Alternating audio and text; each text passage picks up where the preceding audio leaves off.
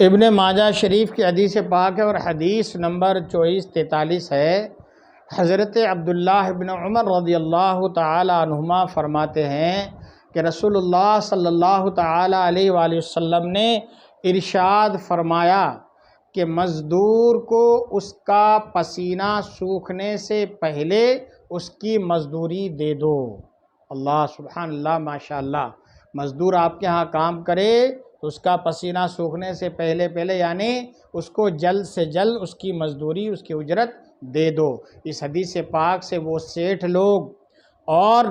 وہ حضرات عبرت حاصل کریں کہ جو لوگ اپنے کارگروں کا، اپنے مزدوروں کا پیسہ روک لیتے ہیں، ان کو پریشان کرتے ہیں اور بار بار اپنے دروازے پر بلاتے ہیں، ان کو پریشان نہ کیا کیجیے، بلکہ جیسی وہ کام کر جائیں تو جلد سے جلد ان کی مزدوری اور اجرت دے دیا کیجیے۔